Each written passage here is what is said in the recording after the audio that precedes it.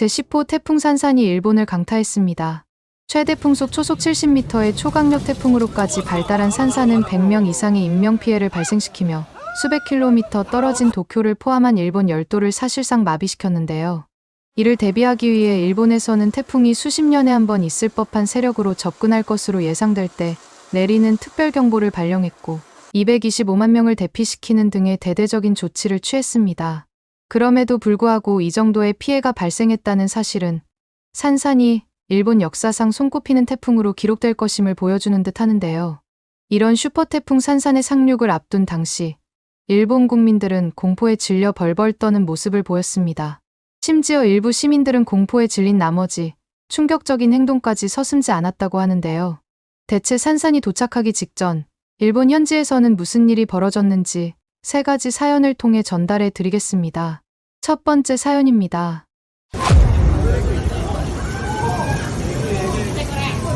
지난 21일 믿을 수 없는 기괴한 현상들이 일본 곳곳에서 벌어지고 말았는데요.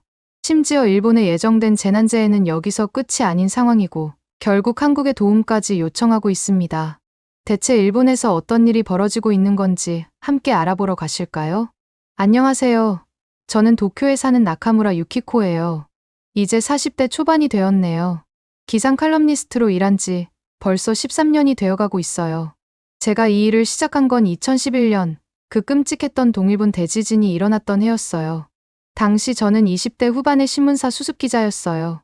3월 11일 그날의 기억은 지금도 생생합니다.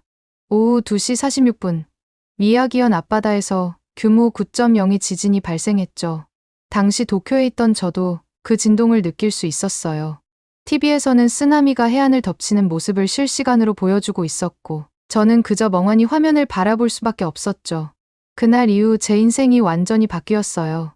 신문사에서는 저를 재난 현장으로 보냈고 저는 그곳에서 믿기 힘든 광경들을 직접 눈으로 봤거든요. 쓰나미로 인해 완전히 파괴된 마을들, 사랑하는 사람들을 잃고 슬퍼하는 사람들, 그리고 후쿠시마 원전 사고로 인해 고향을 떠나야 하는 47만 명의 사람들까지 말이에요. 그때 당시에 저는 제가 쓰는 기사가 단순한 뉴스 보도를 넘어서 피해자들의 아픔과 고통을 전하는 통로가 되길 바랬어요. 사망자가 1만 5천 명이 넘고 2,500명 이상이 실종됐다는 숫자 뒤에 있는 개개인의 이야기를 전하려고 노력했죠. 12만 채가 넘는 집이 완전히 파괴되고 28만 채 이상이 반파됐다는 끔찍한 통계 속에 숨겨진 각 가정의 슬픔을 담아내려 했어요. 특히 후쿠시마 원전 사고는 저에게 큰 충격이었어요. 쓰나미로 인해 원자로가 멜트다운되고 방사능 물질이 유출됐다는 소식을 들었을 때 정말 세상이 끝나는 것 같더군요. 16만 명이나 되는 사람들이 집을 떠나야 했고 지금까지도 일부 지역은 사람이 살 수 없는 곳이 되어버렸다는 사실이 너무나 가슴이 아팠습니다.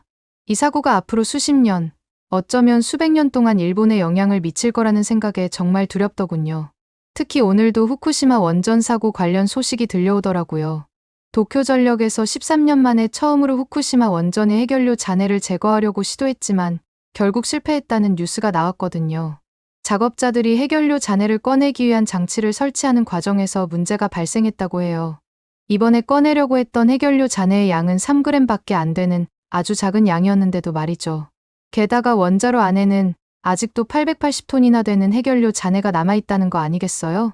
개인적으로는 답이 없다고 생각하는 게 이 잔해들이 사람이 몇 분 안에 사망할 정도의 엄청난 방사능이 끊임없이 뿜어져 나오는 오염수의 주 원인이거든요. 도쿄전력에서는 2051년까지 후쿠시마 원전을 완전히 폐기하겠다고 하지만 오늘 이렇게 실패한 걸 보면 과연 그 목표를 달성할 수 있을까 싶습니다. 아무튼 그렇게 1년 가까운 시간 동안 재난 현장을 취재하면서 저는 기상과 지질 관련된 분야에 대해 더 깊이 공부해야겠다고 결심했어요. 어쩌면 제가 조금이라도 도움이 될 수 있지 않을까 하는 마음에서였습니다. 그렇게 공부를 하다 보니 자연스럽게 2012년부터는 기상 칼럼니스트로 전향하게 되었어요. 처음에는 정말 어려웠습니다. 전문적인 지식을 쌓으면서 동시에 그것을 일반 사람들이 이해하기 쉽게 풀어내는 일이 결코 쉽지 않았거든요. 하지만 저는 포기하지 않았어요. 매일 밤늦게까지 공부하고 전문가들을 인터뷰하고 현장을 직접 찾아다니며 경험을 쌓았습니다. 그렇게 노력한 결과 점점 제 글이 사람들에게 인정받기 시작하더군요. 특히 동일본 대지진 이후의 복구 과정에 대해 꾸준히 글을 썼어요. 32조엔이라는 엄청난 금액이 복구에 투입됐다는 사실, 그리고 그 돈의 상당 부분이 국민들의 세금으로 충당된다는 점을 알게 됐을 때, 이 정보를 어떻게 하면 더 쉽고 정확하게 전달할 수 있을지 고민했어요. 또한 피해가 심했던 이와테, 미야기, 후쿠시마현의 인구가 38만 명이나 줄었다는 소식을 전할 때는 다시 한번 동일본 대지진이 얼마나 큰 피해를 줬는지 깨닫게 되더군요. 가장 마음 아팠던 건 지진과 관련해서 스스로 생을 포기해버리는 사람들의 수가 240명이나 된다는 사실이었어요. 10년이 지난 지금까지도 매년 이와 같은 사례들이 발생하고 있다는 걸 알게 되면서 재해의 영향이 얼마나 오래 지속되는지 다시 한번 깨달았습니다. 이런 내용을 글로 쓸 때마다 저는 단순히 사실을 전달하는 것을 넘어서 피해자들의 아픔을 함께 나누고 싶었어요.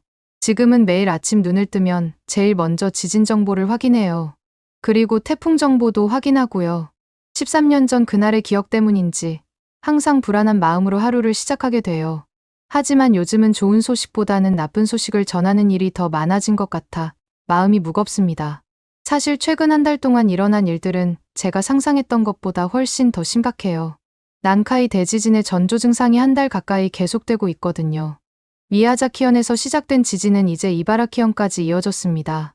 얼마 전에는 미야자키현에서 규모 7.1의 지진이 발생했어요.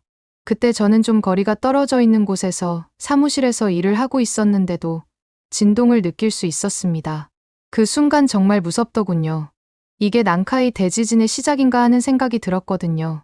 난카이 대지진은 일본 혼슈 남쪽 바다 밑에 있는 난카이 해구에서 일어나는 지진이에요. 이곳에서는 필리핀의 판이 유라시아판 아래로 들어가고 있습니다. 이 두 판이 부딪히면서 쌓인 힘이 갑자기 풀리면서 큰 지진이 일어나는 거죠. 이 지진이 무서운 이유는 규모가 아주 크고 큰 해일을 일으킬 수 있기 때문이에요. 난카이 대지진이 일어나면 일본의 서쪽과 중부 지역이 큰 피해를 입을 거예요. 후쿠오카, 긴키 지방, 도카이 지역 등 정말 넓은 지역이 위험해질 수 있거든요. 물론 제 고향인 도쿄도 안전하지 않아요. 지진이 워낙 크기 때문에 도쿄까지도 크게 흔들릴 테니까요. 그리고 얼마 전에 이바라키현에서 규모 5.1의 지진이 발생했잖아요. 이번에는 진원이 상대적으로 얕아서 더 위험했습니다. 지진이 발생했을 때 저는 마침 칼럼을 쓰고 있었는데 책상이 흔들리는 걸 느꼈어요. 그 순간 정말 모든 게 멈춘 것 같더군요. 컴퓨터 화면에 쓰던 글은 그대로 두고 저는 책상 밑으로 들어갔어요. 지진이 멈출 때까지 거기서 기다렸죠. 지진이 멈춘 후에도 한동안 몸이 떨렸습니다. 이게 바로 내가 글로 쓰기만 했던 위험 상황이구나 하는 생각이 들었거든요. 그리고 이런 일이 앞으로 더 자주, 더 강하게 일어날 수 있다는 생각에 정말 두려웠어요. 그런데 이게 다가 아니에요. 태풍까지 계속해서 오고 있거든요. 이번에는 10호 태풍 산산이 일본 오사카 앞바다까지 진출할 예정이라고 해요. 지금까지 발표된 바로는 산산의 최대 풍속이 시속 61km일 거라고 합니다. 이 정도면 정말 큰 피해가 예상돼요. 저 정도 바람이면 나무가 쓰러지고 약한 구조물이나 광고판, 전선 등이 파손될 수 있는 수준이거든요. 해안 지역은 더 심각할 것으로 예상됩니다. 바람이 더 강하게 불다 보니 해안가의 건물이나 시설물들이 파괴될 수 있을 테니까요.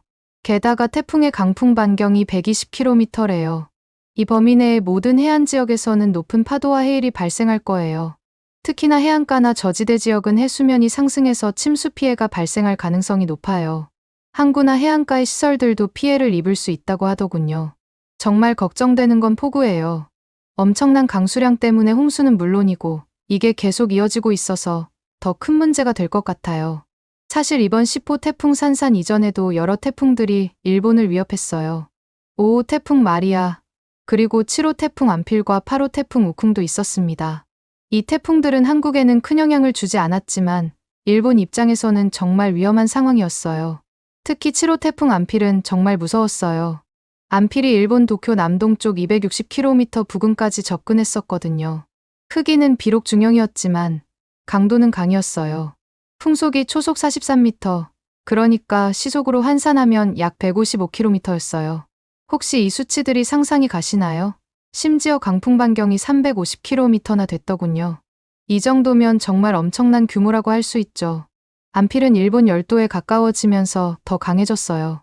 도쿄 동남동쪽 160km까지 접근했을 때는 강도가 매우 강으로 올라갔고 풍속도 초속 45m로 높아졌거든요. 그리고 강풍 반경도 370km로 커지더군요. 심지어 7호, 8호 태풍이 오기 전에는 5호 태풍 마리아가 혼슈 동북부 도호쿠 지방을 관통했었어요. 이건 정말 큰일이었습니다. 왜냐하면 규모 7.1 지진이 규슈 남부 미야자키현을 강타한 지 나흘 만에 태풍이 온 거였거든요. 지진으로 피해를 입은 지역들이 채복구도 되기 전에 태풍이 왔으니 얼마나 힘들었겠어요. 거기다가 이 태풍 마리아는 이와테현 오우나토시 부근에 상륙했었습니다. 이게 얼마나 특이한 일인지 아세요? 1951년부터 관련 통계를 작성한 이래로 태풍이 도호쿠 지방 태평양 연안에 상륙한 건 겨우 3번째랍니다. 정말 드문 일이었죠. 이렇게 보기 드문 상황들이 반복되니 정말 두려워지기 시작하더군요. 마리아가 일본에 상륙했을 때 중심 기압이 985헥토파스칼이었고 중심 부근 최대 풍속은 초속 25m였어요. 그리고 이와테현 일부 산악 지역에서는 하루 동안 360mm 이상의 비가 내렸습니다. 그리고 도호쿠 지방에는 24시간 동안 최대 200에서 250mm의 비가 더 내리더군요. 이런 상황들이 반복되다 보니 항공편도 많이 취소됐고 신칸센도 운행이 지연되거나 중단되었습니다. 그런데 최근에 있었던 9호 태풍 종다리의 경우는 정말 예상치 못한 상황이 벌어졌어요. 처음에는 이 태풍이 한국을 지나갈 거라고 해서 일본에는 큰 영향이 없을 거라고 생각했거든요. 하지만 현실은 전혀 다르더군요. 어제 저녁 도쿄와 주변 지역에 1시간 만에 100mm에 가까운 폭우가 내렸거든요.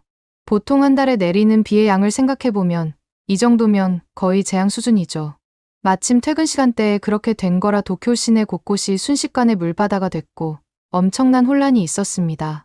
제가 SNS에서 본 영상들도 정말 충격적이었는데 맨홀에서 물이 분수처럼 솟구쳐 오르기도 하고 지하철역 계단이 마치 워터슬라이드처럼 변해버렸더군요.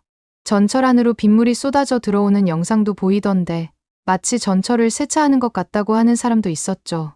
하지만 태풍 피해가 여기서 끝날 예정이 아니라니 이런 거 보면 일본의 재난재해는 정말 끝이 없는 것 같아요. 믿기지 않은 건 태풍 피해가 이게 끝이 아니라는 거예요. 마리아가 지나가자마자 6호 태풍 손띵도 발생했었거든요. 이런 상황들을 보면 정말 불안합니다. 지진도 걱정인데 태풍까지 이렇게 연달아 오니까 어떻게 해야 할지 모르겠다니까요. 알면 알수록 일본이 태풍의 길목에 있다는 사실이 야속할 따름입니다. 그리고 이렇게 태풍들만 와도 일본에서는 아주 큰 피해를 끼치는데 문제는 그 다음이에요. 이런 태풍들이 지나간 후에는 또 다른 문제가 생기거든요. 바로 홍수와 산사태예요. 엄청난 양의 비가 내리니까 강이 범람하고 산에서는 토사가 흘러내리죠. 이런 2차 피해가 또 얼마나 클지 정말 걱정돼요. 게다가 이런 태풍들이 지진 피해 지역을 강타하면 어떻게 될까요? 이미 약해진 건물들이 무너질 수도 있고 복구 작업도 지연될 거예요. 정말 최악의 시나리오죠. 여기서 끝이어도 일본은 지금 아주 심각한 상황인데 안타까운 건 여기서 끝이 아니에요. 노토반도 대지진 때부터 시작된 액상화 현상이 아직도 계속되고 있거든요. 심지어 액상화 현상이 일본 곳곳에서 더 자주 발견되고 있죠. 이게 얼마나 위험한 상황이냐면요. 지진으로 인해 땅속의 모래가 물처럼 변해서 건물이 가라앉거나 기울어지는 현상이에요. 영화에서 땅이 무너지는 상황 보신 적 있으시죠? 딱 그런 현상이랍니다. 이 말은 즉 영화처럼 일본 열도 자체가 침몰할 위기에 처할 수도 있다는 거죠. 특히 도쿄 같은 대도시에서 이런 일이 일어나면 정말 끔찍할 거예요. 고층 빌딩들이 무너지고 도로가 갈라질 거거든요. 어떤 상황이 펼쳐질지 예상이 되니 상상만 해도 소름이 돋아요. 그래서 저는 이 문제에 대해 더 많은 사람들이 알았으면 좋겠어요. 요즘 제가 쓰는 칼럼에서도 이 문제를 자주 다루고 있습니다. 그리고 최근 2주 동안에는 일본뿐만 아니라 다른 나라에서도 지진이 발생했어요. 대만의 화롄현, 심지어 캘리포니아에서도 말이죠. 러시아의 캄차카 반도 지역에서는 앞바다에서 규모 7.0의 지진이 발생한 후에 시벨루치 화산까지 폭발했더군요. 화산재가 8km나 치솟았다는데 이런 일들이 모두 태평양 주변을 둘러싼 지진대인 불의 고리라고 불리는 지역 안에서 일어나고 있어요. 일본, 필리핀, 인도네시아, 뉴질랜드, 미국 서부해안 등이 여기에 포함되죠. 그런데 요즘 들어서 불의 고리에 포함되는 지역들의 지진 활동이 활발해지다 보니 움직임이 심상치 않은 상황이에요. 다른 나라 지진이랑 일본이랑 무슨 상관이냐고 생각하시는 분들도 계실 테지만 이런 상황들 때문에 전문가들은 난카이 대지진이 곧 일어날 거라고 예측하고 있어요. 그리고 그 뒤에는 수도직하 지진, 심지어 후지산 대폭발까지 예상하고 있습니다. 정말 끔찍하지 않나요? 저는 이런 이야기를 들을 때마다 가슴이 철렁 내려앉아요.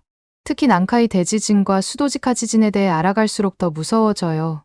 이 두 지진은 서로 다른 곳에서 일어나지만 둘 다 일본에 엄청난 피해를 줄 수 있거든요. 당연히 제가 앞서 설명드렸던 난카이 대지진도 무서운 일이지만 더 무서운 건 수도직하 지진이에요. 이 지진은 도쿄와 그 주변 지역의 땅 바로 밑에서 일어나는 지진이에요. 땅 깊숙이 있는 게 아니라 지표 가까이에서 일어나기 때문에 지진의 규모가 작아도 피해가 클 수 있거든요.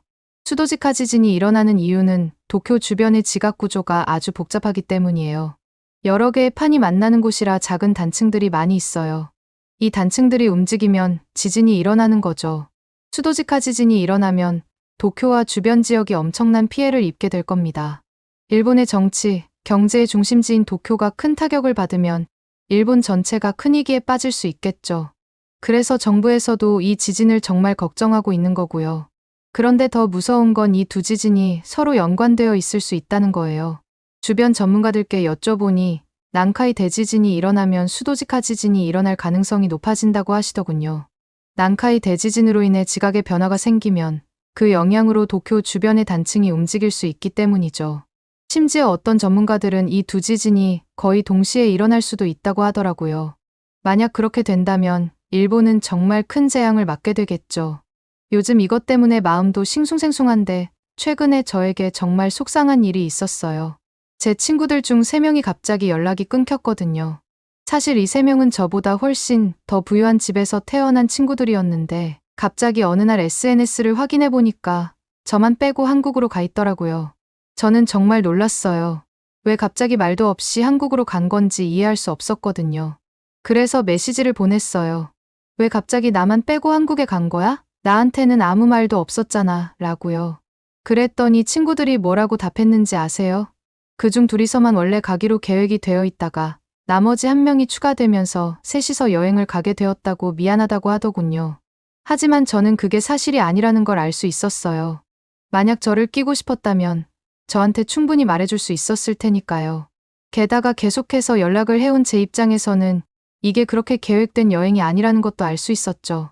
분명히 난카이 대지진이 무서우니 일본을 탈출해서 한국으로 도망간 것 같더군요. 이런 사람들을 요즘 일본 안에서 심심치 않게 찾을 수도 있기도 하고요. 이 사실을 깨달았을 때 저는 정말 생각이 많아졌습니다. 한편으로는 친구들이 저를 배신한 것 같아 서운하더군요. 하지만 또 다른 한편으로는 돈이 없어서 한국을 갈 수 없는 현실이 답답하기도 했어요. 저 역시도 당장 일본을 떠나고 싶은 마음이 굴뚝 같거든요. 그렇지만 저는 그럴 수가 없습니다. 항공권이 너무 비싸진 나머지 저 같은 평범한 서민은 일본을 탈출하고 싶어도 할 수 없는 상황이에요. 게다가 저는 제 직업 특성상 일본에 남아 있어야 한답니다. 요즘 들어 재난재해가 계속해서 발생하고 있어서 제가 해야 할 일이 더 많아졌거든요. 이런 상황에서 한국이 정말 부러워요. 지리적인 특성상 일본처럼 지진이나 화산을 걱정하지 않아도 되잖아요. 일본은 한국과 비행기로 2시간도 안 되는 거리에 있는데 왜 이렇게 다른지 한편으로는 원망스럽기도 합니다. 그리고 전 세계에서 왜 일본만 이런 수모를 겪어야 하는지 도무지 이해가 가지 않습니다. 요즘엔 잠을 잘 못 자요. 밤에 자다가 작은 소리만 들려도 깜짝 놀라 일어난답니다. 혹시 지진인가 싶어서요. 그리고 잠에서 깨면 또다시 혹시 무슨 일이 있었나 걱정되는 마음에 뉴스를 확인합니다. 한 달째 이런 생활이 계속되다 보니 정말 지치네요. 사실 눈앞의 위험에 대처하는 게 너무 급하다 보니 시야가 좁아지는 것 같다는 생각도 들어요. 난카이 대지진이 언제 올지 모르니까요. 대부분의 전문가들은 30년 내에 70에서 80%의 확률로 발생할 거라고 합니다. 그런데 그게 내일일 수도 있고 10년 후일 수도 있는 거잖아요? 당연히 아무도 정확히 알 수 없는 영역이기도 하고요. 그래서 일본 사람들은 항상 대비하고 있어야 합니다. 그래서 저는 매일 밤 잠들기 전에 비상 가방을 확인해요. 물, 음식, 약, 라디오, 손전등 같은 것들이 가방에 잘 들어있는지 체크한답니다. 그리고 집안의 가구들이 잘 고정되어 있는지도 확인합니다. 작은 것 하나하나가 생존의 차이를 만들 수 있으니까요. 그런데 의외로 저같이 걱정만 하는 사람만 있는 게 아니에요. 생각한 것보다 주변 사람들의 반응은 정말 다양하답니다. 의외로 안전불감증을 갖고 있는 일본 사람들도 많고요. 어떤 사람들은 이런 상황을 심각하게 받아들이지 않아요. 일본은 원래 지진이 많은 나라잖아. 라고 말하면서 평소와 다름없이 살아가요. 하지만 또 어떤 사람들은 정말 불안해하고 있어요. 앞서 제가 말씀드렸던 제 친구들이 딱 이런 경우라고 말할 수 있겠죠. 솔직히 말하면 저는 안일하게 생각하는 사람들을 더 이해할 수 없습니다. 일본이 얼마나 위험한 상태인지 알면서도 어떻게 그렇게 태어날 수 있는지 전혀 공감이 안 되거든요. 얼마 전에 중국의 한 지진 전문가의 분석을 읽었는데 정말 충격적이더군요. 그 분석에 따르면 난카이 해구에서 대규모 지진이 발생할 경우 그 피해는 상상을 초월할 정도라고 해요. 규모 8.5 이상, 심지어 9.1까지도 가능하다고 하더라고요. 이건 정말 끔찍한 수준 아닌가요? 그 전문가의 말에 따르면 당장 내일 일본이 망한다고 해도 이상하지 않은 상태입니다. 만약 그런 대지진이 실제로 일어난다면 10m가 넘는 쓰나미가 밀려올 수 있다고 하거든요. 그렇게 되면 200만 채 이상의 건물이 무너지고 30만 명 이상이 목숨을 잃을 수 있다고 합니다. 그리고 900만 명이 넘는 사람들이 집을 잃고 피난 생활을 해야 할 수도 있다고 하더군요. 듣기로는 동일본 대지진보다 더 크게 지진이 온다고 하는데 이런 끔찍한 예측을 들으면 정말 가슴이 덜컥 내려앉아요. 그런데 일본 사람들은 왜 이렇게 평온한 걸까요? 일본 정부도 마치 큰일이 아닌 것처럼 행동하는 것 같아 더 걱정됩니다. 저는 가끔 이런 생각이 들어요. 일본 사람들이 너무 지진에 익숙해져서 그 위험성을 잊어버린 건 아닐까 말이에요. 아니면 너무 무서워서 오히려 현실을 외면하고 있는 건지도 생각이 들더군요. 어떤 이유에서든 이런 태도는 정말 위험하다고 생각합니다. 지진은 우리가 방심하고 있을 때 가장 큰 피해를 줄 수 있거든요. 그래서 저는 사람들에게 계속해서 경각심을 갖도록 호소하고 있습니다. 제 칼럼을 통해서나마 경각심을 계속 심어주기 위해 노력하고 있죠. 하지만 때로는 힘이 많이 빠지기는 해요. 제가 아무리 지금 상태를 얘기해도 많은 사람들이 너무 과장되었다면서 걱정이 너무 많다고 말하며 넘어가 버리니까요. 내가 지금 뭘 위해 이렇게 하고 있는 건가 싶다니까요. 그런데 이런 생각을 하다 보니 걱정되는 게 또 하나 있어요. 만약 정말 일본에서 생기고 있는 일들이 대지진의 전조이고 대지진은 이미 시작된 거라면 어떻게 될지 말이에요. 지금처럼 한국으로 도망갈 수 있을까요? 아마 그때는 비행기도 못 타고 배로도 도망칠 수 없을 거라는 생각이 들거든요. 그때는 가장 가까운 한국에서 아무리 도와주더라도 복구가 되지 않을 것 같아 걱정도 많이 됩니다. 그래서 그러는데 여러분들이 저처럼 경제적으로 여유롭지 않은 상황이라면 빚을 내서라도 가족들을 데리고 한국으로 넘어갈 것 같으신가요? 조언해 주시면 감사하겠습니다. 두 번째 사연입니다. 지난 22일 제10호 태풍 산산이 괌 북북서쪽 약 480km 부근 해상에서 발생했습니다. 그리고 이 태풍은 15km의 느린 속도로 북진하면서 태평양의 높은 해수온을 에너지원 삼아 중심 기압 970헥토파스칼의 최대 풍속 초속 35m, 시속 126km 수준의 강강도의 태풍으로까지 몸집을 불리고 있는 상황인데요. 이런 엄청난 세력을 자랑하는 산산의 이동 경로가 밝혀지자 일본에서는 비상이 걸렸다고 합니다. 지진과 화산에 이어 태풍까지 끊임없는 재난재해로 인해 이들은 제발 살려달라며 아우성치고 있는 상황인데요. 대체 일본에서 어떤 일이 벌어지고 있는 건지 함께 알아보러 가실까요? 안녕하세요. 저는 일본에 사는 사토 유리코예요. 이제 30대 초반이 되었네요. 도쿄의 한 방송국에서 기상캐스터로 일하고 있답니다. 요즘 일본의 기상 상황이 정말 심각해서 이렇게 제 이야기를 전해드리고 싶어 글을 쓰게 되었어요. 혹시 여러분들은 최근 일본의 기상 상황에 대해 들어보셨나요? 정말 믿기 힘들 정도로 계속해서 자연재해가 일어나고 있어요. 제가 기상캐스터로 일하면서 이렇게 우울했던 적이 없었답니다. 매일 아침 일어나면 오늘은 또 어떤 재해 소식을 전해야 할까라는 생각부터 들어요. 이런 생각을 하는 제 자신이 참 슬프게 느껴지네요. 기상캐스터로서 좋은 날씨 소식을 전하고 싶은데 요즘엔 그럴 기회가 너무 적거든요. 아무튼 지금 일본에서 어떤 일들이 벌어지고 있는지 말씀드릴게요. 8월 8일 규슈의 미야자키현 앞바다에서 규모 7.1의 강진이 발생했어요. 그 순간 저는 퇴근 준비를 하고 있었는데 갑자기 국장님으로부터 비상연락이 오더군요. 결국 저는 급하게 다시 스튜디오로 달려가 지진 속보를 전해야 했죠. 그때의 긴장감이란 아직도 정말 생생하네요. 굉장히 떨렸지만 애써 그런 모습을 감춘 채 카메라 앞에 서서 속보를 전했거든요. 결국 그때 정부에서는 난카이 대지진 임시정보까지 발표하고 말았고 일본 전역이 공포에 휩싸였죠. 이 지진은 정말 큰 충격이었어요. 규모 7.1이라니 제 기억으로는 2011년 동일본 대지진 이후 가장 큰 규모의 지진이었거든요. 오죽하면 지진 발생 직후 쓰나미 주의보까지 발령되었다니까요. 다행히 큰 쓰나미는 발생하지 않았지만 최대 50cm 정도의 해일이 관측되었다고 하더군요. 아마 동일본 대지진을 겪어본 해안가 주민들 입장에서는 이 정도 해일만으로도 놀라기에 충분했다고 생각합니다. 그렇게 정신없이 퇴근한 이후에도 긴장감이 가시질 않아서 소파에 앉아 연신 TV만 틀어대던 저는 한동안 옷도 못 갈아입었답니다. 그렇게 밤이 되었고 침대에 누웠는데도 잠을 도저히 못 자겠더군요. 혹시나 또 지진이 일어날까 싶었거든요. 결국 그렇게 TV 앞에서 밤을 새웠죠. 그리고 다음날 아침 또다시 방송국으로 향했어요. 긴장해서 그런지 밤을 지샜는데도 피곤함은 느껴지지도 않더군요. 무슨 일이 또 어떻게 일어날지 모르니까요. 그런데 아니나 다를까 이게 끝이 아니더라고요. 임시정보가 해제된 지 얼마 되지도 않아 오후 태풍 마리아가 12일 오전에 이와테현 오우나토시 부근에 상륙했거든요. 저는 계속해서 태풍 상황을 전하느라 정신이 없었죠. 매 시간 바뀌는 태풍의 진로와 강도를 확인하고 그에 따른 대피 정보를 전달하는 일이 쉽지 않았습니다. 때로는 방송 중에 새로운 정보가 들어와서 즉석에서 내용을 수정해야 할 때도 있었어요. 그럴 때마다 실수하지 않으려고 얼마나 긴장했는지 모른답니다. 마리아는 이와테현에 상륙한 후 혼슈 북부를 횡단했어요. 이 태풍으로 인해 도호쿠 지방에는 엄청난 양의 비가 내렸고요. 일부 지역에서는 24시간 동안 200에서 250mm의 비가 쏟아졌더군요. 이건 평년 기준으로 볼 때 8월 한 달 강우량을 뛰어넘는 양이에요. 이럴 때 산사태가 일어나거나 하천이 범람할 수 있는 아주 위험한 상황이죠. 그리고 곧이어 6호 태풍 손틴이 발생했어요. 다행히 이 태풍은 일본 동북부를 향하다가 해상에서 소멸됐지만 그 평화로운 느낌도 잠시뿐이었어요. 태풍이 소멸되었다는 소식을 전하면서 잠시나마 이제 좀 쉴 수 있겠구나라고 생각했던 그 순간이 아직도 기억나네요. 하지만 이런 시간은 찰나에 지나가고 말았습니다. 왜냐하면 16일 7호 태풍 안필이 다시 일본을 향해 접근하기 시작했거든요.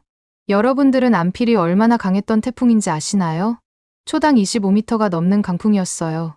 아마 이렇게 들으면 그 속도가 얼마나 빠른 건지 실감이 나지 않는 분도 계시겠죠. 제가 설명해 드릴게요. 보통 사람이 달리는 속도가 초당 3에서 4m 정도예요. 그런데 이 태풍은 그 7배가 넘는 속도로 바람이 불었던 거예요. 상상이 되시나요? 그 정도 바람에 휩쓸리면 누구든지 순식간에 날아갈 수 있는 무시무시한 속도죠. 그때가 한창 일본의 최대 명절인 오봉 연휴 기간이었는데 디즈니랜드도 안전상의 이유로 오후 3시에 조기 폐장을 했어요. 평소 같으면 아마 밤늦게까지 사람들로 북적이며 웃음소리가 가득했을 텐데 정말 안타깝더군요. 가족들과 함께 즐거운 시간을 보내려고 왔던 사람들이 실망했을 표정이 눈에 선했습니다. 안필 때문에 도쿄에서 나고야로 가는 신칸센도 하루 종일 운행을 중단했고 650편이 넘는 항공편이 결항됐어요. 뉴스를 통해서 평소 같으면 분주했을 역과 공항이 텅 비어있는 모습을 보니 마치 재난영화의 한 장면 같더군요. 많은 사람들이 발이 묶여 귀가하지 못하고 역과 공항에서 밤을 새워야 하는 안타까운 상황이 이어지고 말았죠. 저도 한번 그런 적이 있었는데 정말 불편했어서 다시는 기억하고 싶지 않답니다. 그리고 부상자 소식도 들려오는데 들을수록 안타까웠어요. 70대 할아버지 한 분이 길을 걷다가 강풍에 날려 쓰러지셨고 40대 남성 한 분은 갑자기 닫힌 문에 손을 다치셨다고 하더라고요. 다친 사람들의 가족들은 얼마나 걱정될지 저희 엄마가 생각나다 보니 참 공감이 됩니다. 그런데 이게 다가 아니에요. 8호 태풍 우쿵이 센다이 동쪽 820km 부근 해상에 접근했고 9호 태풍 종다리는 한국의 서해 쪽으로 북상하다가 열대저기압으로 약화되는 현상이 이어졌거든요. 다들 일본과는 거리가 멀다 보니 처음에는 일본에 영향을 주지 않을 거라고 예상했는데 진짜 무슨 일인가 싶더라니까요. 태풍 종다리가 소멸한 다음 날에 갑자기 일본에 엄청난 영향을 줬거든요. 그날 도쿄와 주변 지역에 1시간 동안 100mm에 가까운 폭우가 쏟아졌답니다. 이 정도면 거의 하늘에 구멍이 뚫렸다고 해도 과언이 아닌 수준인 거죠. 그때 하필 또 퇴근 시간대였는데 도쿄 시내 곳곳이 침수됐고 맨홀 뚜껑이 날아가고 지하철역 계단이 침수되고 심지어 전철 내부에 빗물이 유입되기까지 했습니다. 매일 지나가던 평범한 거리들이 순식간에 물에 잠기는 모습을 보니 자연의 힘 앞에서 인간이 얼마나 무력한 존재인지 새삼 실감나더군요. 그리고 이젠 10호 태풍 산산이 일본 태평양 연안에 접근해서 상륙할 가능성이 높은 상황이에요.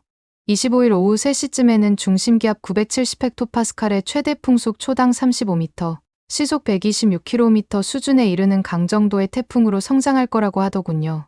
산산 때문에 그나마 잠잠해진 일본에 또다시 엄청난 재앙이 생겨날 것 같아 너무 두렵습니다. 풍속이 126km 수준이면 고속도로에서 자동차가 보통 시속 100km로 달리니 이것보다 더 빠른 수준인 거니까요. 이 정도의 바람이 불어온다고 상상해보면 아마 누구든지 밖에 있는 사람들은 순식간에 날아갈 수 있고 집 안에 있더라도 창문이 언제 깨질지 몰라 무서울 거라고 생각합니다. 심지어 산산의 예상 이동 경로를 확인해보니 일본의 주요 도시인 도쿄와 오사카 사이를 지나면서 일본을 종단하게 될 거라는 거 아니겠어요? 2018년 당시에 21호 태풍이었던 제비의 경로도 이와 유사했는데 제비도 일본에 엄청난 피해를 줬었습니다. 특히 간사이 국제공항이 큰 피해를 입었었는데 활주로가 완전히 잠기게 되었고 유조선이 바람에 휩쓸리는 바람에 간사이 국제공항과 육지를 잇는 유일한 다리가 파괴되어 5,000명가량이 공항에서 고립되는 사례가 있었죠. 솔직히 요즘에 이런 상황들을 계속해서 보다 보니 너무 억울하답니다. 왜 일본만 이렇게 고통받아야 하는 걸까요? 여러분들도 저처럼 일본에 태어나셨다면 아마 바로 옆에 있는 한국과 비교하면 비교할수록 이런 생각이 드셨을 거라고 확신해요. 올해 8월이 되면서 태풍 5호에서 10호까지 태풍이 한꺼번에 6개나 발생했는데 그중 5개가 일본 가까이에 와서 영향을 줬지만 한국은 별다른 피해가 없었으니까요. 여러분들도 아시다시피 일본과 한국이 같은 동북아시아에 위치하고 있고 지리적으로 매우 가까운 위치에 있잖아요. 그런데 일본에서는 수많은 지역들이 피해를 입으면서 힘들어하고 있는데 한국은 별일 없이 잘 지내고 있다니 너무 분하고 불공평하다는 생각이 들어요. 물론 한국분들 입장에서는 기분 나쁠 만한 말이라는 건 잘 알고 있어요. 하지만 한국을 가로질러 올라갔던 9호 태풍 종다리까지도 한국에는 별 영향을 주지 않고 오히려 일본에 큰 피해를 줬다 보니 이런 생각까지 하게 되었네요. 이번 10호 태풍 산산만 보더라도 태풍들이 한국은 피해가고 일본만 골라서 덮치는 것 같다니까요. 이런 생각을 하는 제 자신이 너무 유치하다는 걸 알지만 그래도 저도 사람이다 보니 어쩔 수가 없네요. 가끔씩은 일본이 대체 무슨 죄를 지었길래 이러는 걸까? 라는 생각까지 듭니다. 어떤 분들은 태풍이 그냥 지나가면 끝이라고 생각하실 수도 있겠지만 절대 그렇지 않아요. 이 모든 것들이 다 난카이 대지진의 전조 증상일 수 있거든요. 왜 그렇게 생각하냐고요? 동일본 대지진 때와 비슷한 순서로 각종 사건들이 전개되고 있기 때문이에요. 2011년 동일본 대지진 전에도 이런 식으로 잦은 지진과 태풍이 있었어요. 그때는 이게 큰 지진의 전조 증상일 거라고는 아무도 생각하지 못했죠. 하지만 지금 저희는 그때 직접 수많은 일들을 겪었었잖아요. 그래서 더 두려운 거예요. 혹시 이번에도? 하는 생각에 괜히 불안할 때가 많답니다. 난카이 대지진이 얼마나 무서운 건지 아세요? 난카이 해곡에서 100년에서 150년을 주기로 발생하는 규모 8.0에서 9.0급의 거대 지진이에요.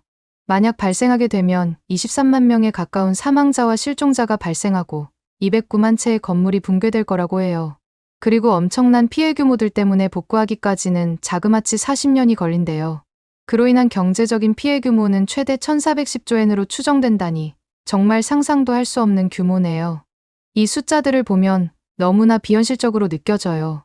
하지만 이게 현실이 될 수 있는 게 지금 일본의 상황이죠. 23만 명이라는 사람이 얼마나 많은 건지 실감이 되시나요? 도쿄 시부야구의 인구가 거의 23만 명으로 알고 있어요. 한 도시의 주민 전체가 사라지는 거나 마찬가지라고 볼 수 있습니다. 그리고 209만 채의 건물이 무너진다고 생각해보세요. 도쿄 23개 구의 총 건물수가 약 180만 채 정도로 알고 있는데 일본의 수도 도쿄에 있는 모든 건물보다 더 많은 수의 건물들이 한순간에 무너진다는 거죠. 이런 큰 지진이 왜 올 거라고 생각하냐면요. 지금 일본 곳곳에서 액상화 현상이 관측되고 있거든요. 이게 무슨 뜻이냐면 지진이 발생했을 때 집안이 액체처럼 변해서 건물이 가라앉거나 기울어질 수 있다는 거예요. 마치 모래성이 물에 녹아내리듯이 단단했던 땅이 순식간에 무너져 내리는 거죠. 이런 현상이 도시 전체에서 일어난다고 상상해보면 생각만 해도 끔찍하네요. 여기에 더해 일본이 가장 두려워하고 있는 수도지카 지진까지 발생한다면 아마 일본은 영원히 회복하지 못할 수도 있을 거라고 생각해요. 수도지카 지진은 도쿄 근처에서 발생하는 대규모 지진을 말하는 건데 일본의 정치, 경제, 문화의 중심지인 도쿄가 아예 초토화될 테니까요. 그뿐만 아니라 얼마 전에는 러시아 극동 캄차카 반도에서 규모 7.0의 지진이 발생했다는 소식도 들려오더군요. 게다가 화산까지 폭발했대요. 불의 고리라고 불리는 환태평양 조산대에 위치한 일본도 언제 이런 일이 일어날지 모른다는 생각에 불안할 따름이네요. 전문가들은 이런 지진 활동이 점점 남쪽으로 내려오고 있다고 하더라고요. 그렇다면 다음은 저희 차례일 가능성도 높은 거죠. 만약 그게 사실이라면 가장 걱정되는 건 후지산이에요. 1797년에 마지막으로 폭발했던 후지산이 몇백 년 만에 폭발할 가능성이 있다는 전문가들의 분석이 있거든요. 만약 후지산이 폭발한다면 수도권 인구의 60%에 해당하는 주민들에게 물자 전달이 어려워질 수 있다고 하더군요. 피난이 필요한 주민 수는 최대 2,670만 명, 정전 피해를 입을 수 있는 사람은 약 3,600만 명으로 추산된다고 해요. 과연 이런 상황에서 일본 정부는 충분하게 준비하고 있는 걸까요? 솔직히 요즘엔 못 믿겠어요. 지진 대비책이라고 하는 것들을 보면 실제로 큰 지진이 일어났을 때 얼마나 효과가 있을지 미지수거든요. 그리고 만약 내진 설계가 된 건물이라고 해도 결국 액상화 현상이 일어나면 소용없을 수 있잖아요. 얼마 전에 일본 토모카쿠에서 발표한 내용에 대한 기사를 봤는데 도쿄에서 대규모 지진이 발생하면 20년에 걸쳐 1,001조엔의 피해가 예상된다고 해요.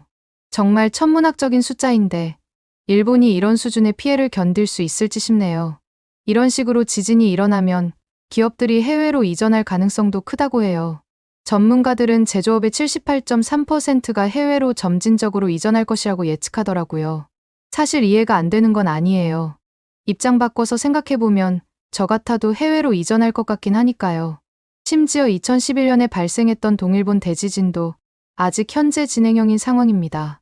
후쿠시마 원전의 해결료 문제가 아직도 해결되지 않았거든요. 얼마 전에 13년 만에 3g의 해결료를 반출하려고 시도했는데 작업 중 실수가 발생해서 1시간 반 만에 작업이 전면 중단됐다는 거 있죠? 해결료 잔해가 1에서 3호기를 모두 합쳐서 약 880톤에 달한다고 하던데 이걸 과연 처리나 할 수 있을지 싶습니다. 3g이면 겨우 종이 클립 하나 정도의 무게인데 이것조차 안전하게 처리하지 못했다는 거니까요. 근데 880톤이라니 저는 솔직히 도저히 엄두가 나질 않습니다. 일본 정부에서는 2051년까지 후쿠시마 원전을 모두 폐기한다는 계획을 당차게 발표했지만 제가 봤을 땐 이런 식으로 작업이 지연된다면 절대 목표를 달성할 수 없을 것 같아요. 이렇게 동일본 대지진도 완전히 마무리되지 않은 상황에서 또다시 대규모 지진이 발생한다면 방사능 오염이 더 심각해질 수도 있고 새로운 원전 사고가 일어날 수도 있겠죠.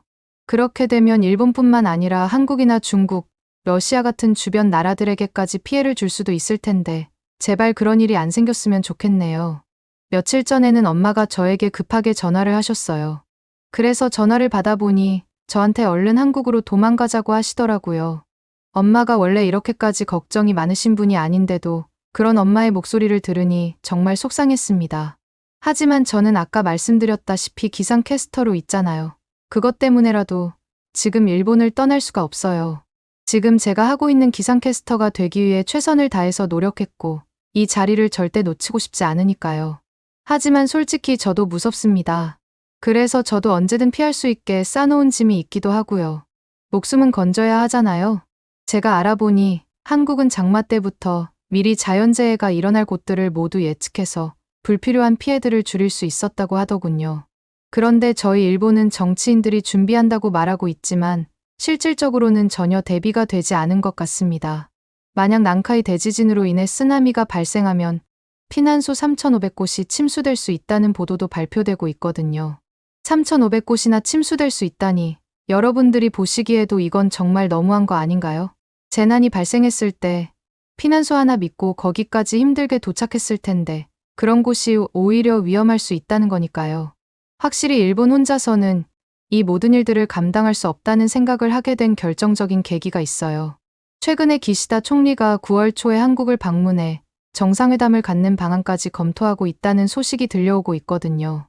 그 소식을 들으면서 굉장히 기뻤던 게 한국이 일본과 밀접한 관계를 맺고 있는 나라인 만큼 일본에 무슨 일이 생기면 피해를 복구할 수 있는 방법을 마련해 줄 수도 있는 거잖아요. 하지만 한편으로는 왜 일본 정부는 이런 상황에서 다른 나라의 도움을 요청해야 하는 처지인 걸까 하는 생각이 들기도 하네요. 아무튼 이런 상황들이 반복되다 보니 일본 국민들은 각자 살 길을 찾고 있어요. 많은 사람들이 생수나 통조림 같은 비상 물품을 사재기하고 있고 지진 대비 보험에 가입하는 사람들도 늘고 있고요. 하지만 여러분들도 아시다시피 이런 개인적인 대비만으로는 한계가 있잖아요. 제 주변에서는 이미 일본을 떠나려는 사람들이 많아지고 있더군요. 일본에 살던 중국인들이 한꺼번에 중국으로 돌아가는 바람에 비행기 가격이 폭등했다는 건 이미 유명한 얘기죠. 일본이 이렇게 위험한 상황인데 사실 전 이런 상황에서 저희 정부가 취하고 있는 태도도 이해가 가지 않습니다. 최근에 정부에서 난카이 대지진 임시정보를 해제한 이후 각종 언론에서는 문제없을 거라고 국민들을 안심시키면서 지진의 위험에 대한 얘기는 언급 자체를 안 하고 있거든요. 하지만 저는 이게 더 위험하다고 생각해요. 저희가 방심하는 순간 더 큰 재앙이 올 수 있다는 걸 잘 알고 있거든요. 저뿐만 아니라 요즘 SNS를 보면 일본 국민들이 얼마나 혼란스러워하고 있는지 알 수 있답니다. 대체 어떻게 해야 할지 모르겠다는 글들이 넘쳐나고 있는 상황이에요. 한국의 구조대를 지원해달라고 요청해야 한다는 말도 많이 나오고 있고요. 일본이 뭘 얼마나 잘못했길래 일어날 수 있는 온갖 자연재해란 자연재해는 다 뒤집어 쓰는 건지 정말 이해가 되지 않습니다. 그래서 그러는데 여러분은 일본이 정말 잘못한 게 있다고 생각하시나요? 세 번째 사연입니다. 결국 최악의 상황이 벌어지고 말았습니다.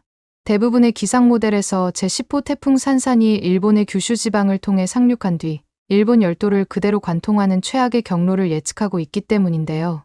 심지어 태풍 산산은 매우 강이라는 역대급의 위력을 가진 채 매우 느린 속도로 일본 상공을 지나갈 것으로 예측되다 보니 일본 내부에서는 특별 경보까지 발령된 상황입니다.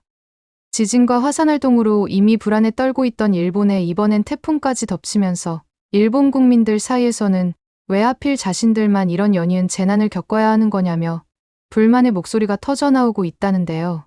최악의 시나리오가 확정된 지금 일본 내부에서는 어떤 일이 벌어지고 있는 건지 함께 알아보러 가실까요? 안녕하세요. 저는 일본 기상청에서 기상예보관으로 일하고 있는 유리코라고 합니다. 지금 일본은 10호 태풍 산산 때문에 정말 위험한 상태인데 이런 상황에서 한국에 계신 분들께 꼭 드리고 싶은 말씀이 있어서 이렇게 글을 쓰게 되었어요.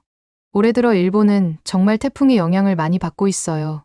5호 태풍 마리아, 6호 태풍 손띤, 7호 태풍 안필까지 이렇게 연달아 태풍이 일본을 강타했죠. 특히 마리아는 8월 초에 혼슈 도호쿠 지역을 관통해서 큰 피해를 줬어요. 그때 많은 지역에서 홍수와 산사태가 발생했고 수많은 가구가 정전을 겪었습니다. 복구 작업이 한창인 상황에서 손띤과 안필이 연이어 일본을 강타했죠. 하지만 태풍은 여기에서 끝나지 않았습니다. 이런 상황에서 또다시 10호 태풍 산산이 다가오고 있거든요. 산산은 지금까지 일본을 강타한 태풍들과는 차원이 다른 위력을 가지고 있어요. 크기도 크고 강도도 매우 강하거든요. 게다가 이동 속도가 매우 느려서 장기간 영향을 줄 것으로 예상되다 보니 걱정이 이만저만이 아니랍니다. 시간이 흐를수록 태풍 산산의 형태가 점점 더 뚜렷해지고 있다는 걸 확인할 수 있더군요. 특히 태풍의 눈이 선명하게 보일수록 그 세력이 강해진다는 뜻인데 산산은 계속해서 힘을 키우고 있는 걸로 보입니다. 특히 이번 산산 관련해서는 정말 놀라운 수치들이 측정되고 있는 상황이에요. 태풍 중심 근처에서는 바람이 무려 초속 60m까지 불 수 있다고 하거든요. 이게 얼마나 강한 바람인지 상상이 되시나요? 보통 태풍이 오면 우산을 쓰고 다니기 힘들다고 하잖아요. 그런데 이 정도 바람이면 아마 우산은커녕 서 있는 것조차 힘들 거예요.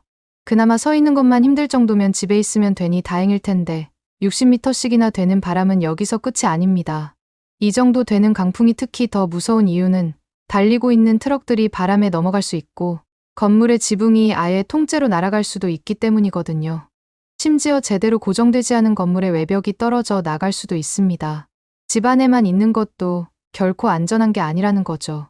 그리고 이런 강한 바람이 오랫동안 지속될 것 역시 심각한 상황입니다.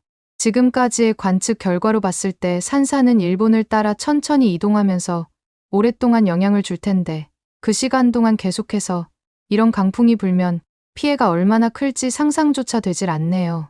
더 큰 문제는 이번 태풍 산산이 2019년 10월에 일본을 강타했던 태풍 하기비스와 비슷할 것이라는 전망이 나오고 있다는 거예요. 한국 분들도 태풍 하기비스에 대해 잘 알고 계신가요? 그때 일본에서는 100명 가까운 사람들이 목숨을 잃었어요.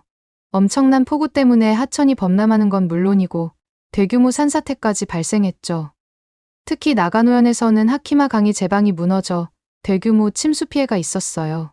도쿄도 심각한 피해를 입었습니다. 그때를 생각하면 아직도 가슴이 떨려요. 제가 그때 도쿄에 있었거든요. 하늘이 캄캄해지더니 갑자기 폭우가 쏟아지더군요. 순식간에 도로가 강으로 변했고 지하철역은 물에 잠겼어요. 많은 사람들이 집에 돌아가지 못하고 역사나 건물에서 밤을 새워야 했죠. 그때 느꼈던 무력감과 두려움을 잊을 수가 없네요. 그때 제가 일하고 있는 기상청은 많은 비난을 받았어요. 예보가 빗나갔다는 이유로요. 하지만 사실 저희도 최선을 다했답니다. 다만 자연의 힘이 저희가 예측했던 범위를 뛰어넘은 거죠. 그래서 이번에는 더욱 신중하게 그리고 적극적으로 대응하려고 하는 거고요. 하지만 현실적인 어려움이 있답니다. 이 부분에 대해서는 좀 더 뒤에서 말씀드릴게요. 아무튼 산사는 현재 규슈 남쪽 해역을 이동하면서 북상 중이에요. 기상청 내부적으로 각종 모델들을 통해 예측해봤을 때는 곧 규슈 중부 지역에 상륙할 것으로 예측됩니다. 그리고 처음에는 예상하지 못했지만 일본 열도를 따라 북동쪽으로 이동할 것으로 예측되기도 해요. 문제는 이 태풍의 강도와 속도인데요. 보통 태풍은 육지에 가까워지면 세력이 약해지는데 산사는 계속 강한 세력을 유지하고 있을 것으로 보이거든요. 게다가 현재 시속 5km 정도의 사람이 걸어가는 속도와 비슷한 매우 느린 속도로 이동하고 있습니다. 이 느린 속도가 왜 문제냐고요? 태풍은 육지에 상륙할 때까지 바다 위를 천천히 이동하면서 계속해서 수증기를 공급받고 있어요. 태풍을 마치 동물이라고 가정해보면 수증기는 태풍의 먹이나 다름없거든요. 이렇게 수증기를 흡수하면서 태풍이 점점 더 강해지고 있는 거죠. 현재 예측으로는 매우 강 등급까지 올라갈 것으로 보이는데 이렇게 강한 태풍이 느린 속도로 일본을 관통한다면 엄청난 양의 비가 내릴 거예요. 일부 지역에서는 1000mm가 넘는 강수량이 예상될 정도입니다. 이 정도면 저는 살면서 겪어본 적이 없는 비의 수준이에요.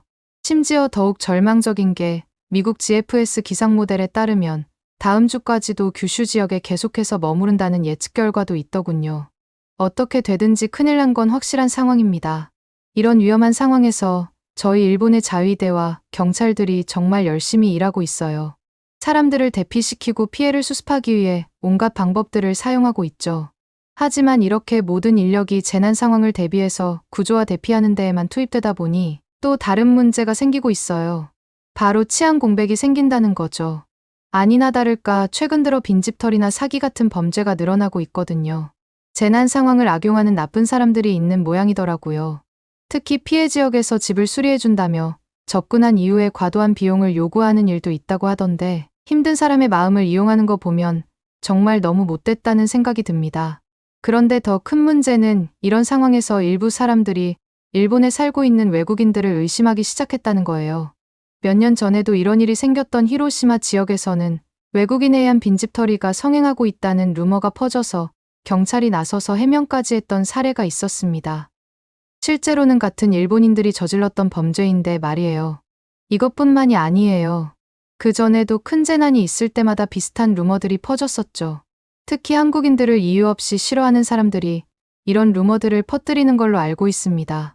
심지어 일부 지역에서는 자경단까지 만들어졌다고 하더군요. 정말 큰 문제라고 생각해요. 일본에 살고 있는 외국인들도 같은 재난 상황에 처한 사람들인데 이렇게 이유 없이 차별하고 의심하는 건 너무해 보이거든요. 오히려 이럴 때는 국적 상관없이 서로 도와야 할 때 아닌가요? 설상가상으로 일본 전역에서 쌀이 부족해지는 현상까지 두드러지고 있습니다. 마트에 가보면 쌀 판매대가 텅 비어 있는 경우가 많거든요. 각종 자연재해가 잇따르다 보니 사람들이 쌀을 사재기해서 그렇다는 의견이 지배적이더군요. 사실 저조차도 불안하기는 해요. 심리적으로 태풍이 오기 전에는 비상식량을 준비해놔야 문제없이 밥을 먹을 수 있을 텐데 쌀을 구하는 것 자체가 문제가 되잖아요. 저를 비롯한 일본 사람들은 이렇게 식량까지도 걱정해야 하는 상황이랍니다. 아무튼 이런 여러 가지 문제가 생기다 보니 제가 일하고 있는 기상청에서는 매일 회의를 하고 있어요. 하지만 청장님의 지시는 여전히 소극적입니다. 시민들에게 대피 경로만 알려주면 된다고 하시거든요. 정말 답답해서 어떻게 해야 할지 모르겠어요. 이대로 가만히 두다가는 산산이 일본 본토에 상륙했을 때 큰 피해가 발생할 것 같거든요. 특히 저번 오후에 진행했던 회의에서는 청장님께 긴급 대피 경보 발령을 건의했어요. 태풍의 위력이 예상보다 더 커지고 있었거든요. 그래서 도쿄를 포함한 관동 지방은 최소 일주일 동안 태풍의 영향권에 있을 테니 지금이라도 긴급 대피 경보를 발령해서 외출을 완전히 금지해야 한다고 말씀드렸어요. 특히 태풍 산산이 상륙한 이후의 3일간은 정말 위험하다고 판단했습니다. 하지만 청장님은 여전히 같은 말씀만 하시더군요. 그저 정부의 지침을 따라야 하고 지금 당장 긴급 대피 경보를 발령하면 사회적 혼란만 커질 거라는 답변뿐이었어요. 청장님이 어떤 힘이 있는지 잘 알고 있는 제 입장에서는 답변을 들으면서 정말 속이 까맣게 타들어가더군요. 저희가 이렇게 일하고 있는 이유가 사람들의 안전을 지키기 위해서잖아요. 사회적으로 혼란이 발생하는 걸 걱정하는 것도 이해가 안 되는 건 아니지만 그래도 이런 것들보다 더 중요한 건 사람들의 생명이라고 생각해요. 그래서 저는 포기하지 않고 계속해서 청장님을 설득했습니다. 밤새도록 데이터를 분석하고 예측 모델을 돌려가며 이번에 다가오는 태풍 산산이 얼마나 위험한지 설명했죠. 다행히 제 필사적인 노력이 통했는지 28일 오후 1시가 되어서야 겨우 태풍 특별경보가 발령되었어요. 특별경보라는 게 어떤 걸 의미하는지 아시나요? 수십 년에 한 번 있을 법한 극단적인 기상현상이 예상될 때만 발령되는 거예요. 중심기압이 930헥토파스칼 이하거나 최대 풍속이 초속 50m를 넘을 때 내리는 건데 이번 10호 태풍 산산이 그 정도로 강력하다는 거죠. 이번 특별경보와 대피령으로 인해 미야자키와 가고시마 주민 63만 명이 대피할 예정이고 토요타는 14곳의 공장 가동을 중단했다고 하니 어느 정도일지 감이 오실 거라고 생각합니다. 하지만 이렇게 늦게 경보를 내리면 뭐 하나요? 태풍에 제대로 대비하려면 최소 며칠의 시간은 필요한데 말이에요. 이미 늦은 것 같아서 너무 속상해요. 사람들이 대피할 시간도 부족하고 필요한 물품을 준비할 여유도 없을 거고요. 게다가 이동 속도가 느려서 한 지역에 오랫동안 영향을 줄 것으로 예상되는 이번 태풍 특성상 그만큼 피해가 더 클 것으로 예상되는 건 불보듯 뻔한 일이죠. 솔직히 말씀드리면 저는 청장님도 긴급대피 경보를 발령해야 한다는 걸 알고 계셨다고 생각해요. 하지만 기상청 내부적으로 도는 소문에 따르면 정부로부터 압박을 받고 계신 모양이더라고요. 그럴 만한 게 일본인들이 단체로 태풍을 피해서 한국으로 도망가려는 움직임이 심심치 않게 보이고 있거든요. 공항에만 가면 한국행 티켓을 사려는 사람들로 북새통이라고 해요. 정부에서는 이런 대규모 이동을 막으려고 하는 것 같아 보이고요. 이런 상황들이 겹치면서 결정이 늦어진 것 같더군요. 하지만 태풍은 이러고 있는 저희를 기다려주지 않으니 정말 가슴이 아픕니다. 더 큰 문제는 이런 일들이 반복되다 보니 저희 기상청에 대한 국민들의 신뢰가 급격히 떨어지고 있다는 거예요. 당장 이번 10호 태풍 산산만 하더라도 저희가 처음에 예상했던 경로를 여러 번 빗나가다 보니 신뢰를 많이 잃었죠. SNS를 켤 때마다 또 빗나간 예보, 세금 낭비하는 기상청처럼 기상청을 비난하는 글들이 넘쳐나고 있던데 이런 말들을 볼 때마다 정말 가슴이 아플 따름입니다. 어제는 한 시민분이 직접 기상청에 찾아와 고함을 치는 일까지 있었다니까요. 물론 경호원들이 막아서 사무실 내부로까지 들어오지는 못했지만 당신들 때문에 우리가 얼마나 피해를 보고 있는 줄 아느냐고 소리치셨다고 하더군요. 솔직히 그분 입장에서는 틀린 말이 아니라는 걸 잘 알기 때문에 속상합니다. 이런 것들을 생각하면 심리적인 압박 때문에 잠도 잘 못 잘 때가 많아요. 특히나 요즘같이 태풍이 끊임없이 오는 날들은 더하죠. 하지만 저희도 정말 최선을 다하고 있다는 걸 알아주셨으면 좋겠어요. 오죽하면 저희 직장 동료들도 직장인들의 유일한 낙인 점심시간에 만나도 웃음 한 번을 보기가 힘들다니까요. 아무튼 지금까지 나온 예보에 따르면 태풍이 상륙하는 날부터 24시간 동안 예상되는 강수량이 아마미 지방에서 300mm, 규슈 남부와 도카이 지방에서는 200mm에 이를 거예요. 그 후에도 계속 비가 내려서 규슈 남부 지방을 중심으로 하루에 최대 500에서 600mm의 폭우가 예상되는 상태이고요. 이렇다 보니 지금 일본 전체가 위기 상황이에요. 특히 구마모토를 포함한 규슈 지역은 정말 심각합니다. 제방이 무너지고 산사태가 발생할 가능성이 매우 높거든요. 지금 당장 대규모 대피가 필요한 상황인데 저희가 늦장을 부리면서 대응하는 바람에 아직도 많은 주민들이 위험에 노출되고 있는 상태죠. 솔직히 이런 재난재해들이 한꺼번에 밀려오니까 정말 어떻게 해야 할지 모르겠어요. 겨우 저희가 할 수 있는 일이라고는 컴퓨터로 최선을 다해 계산을 한 다음에 예보를 통해 사람들에게 위험을 알리는 거잖아요. 아무튼 요즘에 쌓인 게 많다 보니 너무 감정적으로 나온 것 같네요. 그런데 정말 아이러니한 게 뭔 줄 아시나요? 저희 일본의 바로 옆 나라인 한국의 상황입니다. 저희는 이렇게 위험한 상황에 처해 있는데 한국은 그저 더위만 걱정하면 되니까요. 게다가 이번 10호 태풍 산산이 지나가면 한국의 더위도 누그러질 가능성이 큰 상황이랍니다. 어제 한국에서는 예보를 어떻게 하고 있나 보고 있는데 태풍 소식을 전하면서도 한국은 직접적인 영향권에서 벗어나 있다고 하더군요. 그리고 태풍이 지나간 후에는 북풍이 불어와 무더위가 꺾일 전망이라고 하는 거 아니겠어요? 그걸 보고 정말 부러웠습니다. 같은 태풍이고 이렇게나 붙어 있지만 완전히 다른 영향을 끼치는 걸 보면 정말 운명의 장난 같더군요. 사실 10호 태풍 산산도 문제이긴 하지만 산산이 지나간 이후에도 걱정되는 게 있어요. 최근 일본에서 지진 활동이 너무 잦아지다 보니 이것도 상황이 심각하거든요. 지난 8일 규슈 남부 미야자키현에서 규모 7.1의 큰 지진이 있었어요. 그 충격이 채 가시기도 전에 9일에는 도쿄 근처 가나가와현에서 규모 5.3 지진이 발생했고 10일에는 홋카이도 근처 해역에서 규모 6.8의 지진이 또 있었어요. 그리고 19일 새벽에는 이바라키현에서 규모 5.1 지진이 발생했죠. 이렇게 짧은 기간에 이렇게 많은 지진이 발생한 적이 있었나 싶어요. 기상청에서 일하면서 이런 데이터를 누구보다 많이 접하다 보니 보통 사람들보다도 몇 배는 불안하답니다. 이렇게 지진이 자주 발생하는 걸 보면 수많은 전문가들이 우려하던 난카이 대지진이 정말 머지않은 것 같아요. 제가 일하고 있는 기상청에서도 당연히 이런 상황들을 예의주시하고 있고요. 특히 미야자키현의 큰 지진 이후에는 난카이 해구 지진에 대한 주의 정보를 처음으로 발표했을 정도로 상황이 심각합니다. 일본에서는 이런 자연재해들을 계속해서 겪다 보니 SNS를 들어가 보면 정말 황당한 얘기들이 많아요.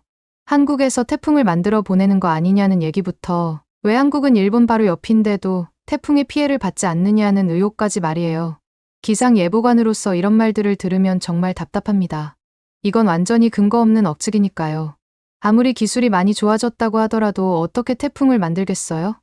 일본이 태풍에 하도 많이 시달리다 보니 사람들이 이런 말도 안 되는 의혹까지 제기하는 거니까 한국 분들이 이해 좀 해주세요. 그리고 저는 왜 일본의 자연재해 얘기를 할 때마다 한국 얘기가 나오는 건지 그 사고방식 자체가 정말 이해가 안 돼요. 일본이랑 한국은 엄연히 다른 나라이고 아무 상관이 없잖아요? 이런 식으로 비교하는 게 오히려 다른 일본 사람들만 더 비참하게 만드는 것 같아요. 사실 제가 사는 일본 사람들 중에는 이런 상황들 때문에 너무 지쳐서 지진, 태풍 없는 나라에서 살고 싶다고 말하는 분들도 많아요. 매년 잊을만 하면 자연재해가 반복되다 보니 스트레스가 정말 크거든요. 저도 마음 같아서는 일본을 떠서 한국에 가고 싶지만 그래도 어쩌겠어요. 제가 해야 할 일들이 이렇게 산더미처럼 쌓여 있는데 말이에요. 저희 부서 같은 경우에도 며칠째 교대 근무를 하면서 24시간 체제로 운영되고 있거든요. 그렇게 바쁘면서 이런 걸 쓸 시간은 있냐고 생각하시는 분이 계실 것 같은데 일본 기상청 안에서 돌아가는 일들을 보면 도저히 여러분들께 말씀을 드리지 않을 수 없었답니다. 아무튼 다들 긴장한 상태로 각자 자리에서 상황을 모니터링하고 있죠. 저도 계속해서 새로운 데이터를 분석하고 예측 모델을 갱신하는 일을 하고 있어요. 어제도 밤새 일하면서 모델을 돌렸는데 돌릴 때마다 제발 태풍이 약해지거나 경로가 바뀌기를 하는 희망을 가지기도 한답니다. 하지만 현실은 제가 원하는 대로 돌아가지 않더군요. 오히려 산산의 강도는 점점 더 강해지고 경로는 마치 일본의 횡단열차 노선 마냥 정확하게 일본을 따라가게끔 예측되니까요. 솔직히 이런 상황들을 보다 보면 여러 가지 생각이 들어요. 우리가 이렇게 노력해도 자연의 힘 앞에서는 아무것도 아닌 건가 싶기도 하고 하필 왜 내가 살고 있는 일본만 이런 시련들을 겪어야 하는 걸까 싶기도 하고요. 이러다 보면 이 일을 그만둬야 하나 하는 생각도 든답니다. 그래도 제가 아니면 누가 또 이런 일을 하겠어요? 그리고 한국 분들께 말씀드리고 싶은 게 있어요. 만약 이번 태풍 산산으로 인해 저희 일본이 정말 큰 피해를 입게 된다면 저희 힘만으로는 감당하기 어려울 수도 있어요. 그럴 때는 일본과 가장 가까운 이웃 나라인 한국의 도움이 정말 중요할 것 같습니다. 사실 일본과 한국이 역사적으로 복잡한 관계를 가지고 있다는 걸 잘 알고 있어요. 어쩔 때는 갈등도 생기고 서로 이해하기 어려운 부분도 있죠. 하지만 이런 위기 상황에서는 그런 것들을 잠시 제쳐두고 서로서로 도와줘야 한다고 생각해요. 동일본 대지진 때도 한국 분들이 얼마나 열심히 도와주셨는지 저는 잘 알고 있답니다. 그때 한국 구조대원들이 일본에 와서 헌신적으로 구조 활동을 해주셨다는 소식을 접했거든요. 다른 나라 구조대들이 하나둘 철수할 때도 한국 구조대는 끝까지 남아 도와주셨더군요. 일본인으로서 그때 정말 감동받았고 한국에 대해서 편견이 있었던 제 자신도 반성하게 되었답니다. 그런데 그때 도움받았던 일본이 이번에도 큰 위기와 맞닥뜨린 상황이에요. 물론 그런 일이 일어나서는 안 되겠지만 만약 정말 최악의 상황이 온다면 다시 한번 한국의 도움을 받을 수 있을까요?